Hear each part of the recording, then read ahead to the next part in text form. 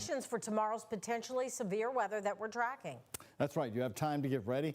LG&E says they've got over 40 crews on standby all across the state of Kentucky. Our Ian Hardwitt is live at Romero Place in Linden for us tonight, covering the early preparation. And so, Ian, tree trimming companies already had a busy Monday because we had that high wind this weekend. What are you seeing out in Linden today? Yeah, Connie, out here I'm standing in front of a 80 to 100-year-old sugar maple tree that, as you can see, has been chopped off down here at the bottom. But if you go further up, this was the branch that actually cracked and tore off of here in question. It stretched all the way out to this tree over here to the right, and you know they had to cut it down because of those high winds over the weekend. And Bob Ray Tree Company told me just 2 weeks ago, when we had even more severe weather, they had about 55 jobs they squeezed in into 1 week. They said it was more than enough to keep them busy, and they're expecting this week that they'll have more jobs than they can get around to. You better get used to the sound of chainsaws.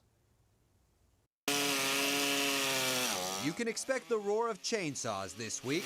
Weekend winds took down trees and branches from Pleasure Ridge Park to Linden. This tree is probably 80 to 100 years old. That's arborist T. Ray sizing up this storm-damaged sugar maple in Linden's Romero Place. And old trees are like old people. The old trees aren't as strong as the younger trees. His family tree company, Bob Ray, has been in business since 1904. On this maple, he says it's no surprise the branch fell. Third branches growing out of these V-shaped crooks are notoriously weak. That doesn't always mean a tree should come down, though. You can install cables to hold those together. Ray says new saplings are growing in the tree's decay, but despite that, believes it has 5 to 10 years of life left. Its roots, he says, show a strong flange instead of shooting straight down. Near tree removal on Lexington Road and Garden Avenue, where a water main break was responsible for all the damage. LG&E's busy fixing utility lines ahead of Tuesday's windy forecast.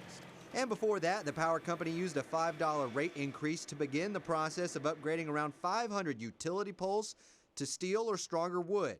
It also installed over 300 diverter switches, which can automatically restore your power if a line goes down.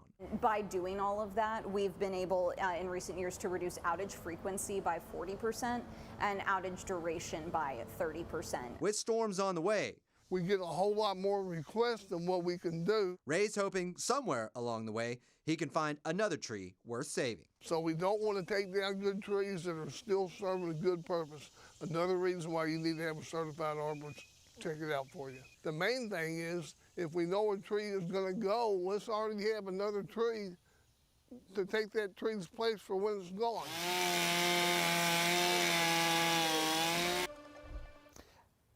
LG&E says that within the past 6 months, they've added an automatic feature to tell you when your power is going to come back online. You just need to go and actually put your correct phone number in your account for LG&E. You can do that over at lgneku.com. Reporting live here from Linden, I'm Ian Hardwitt for WHAS 11 News on your side.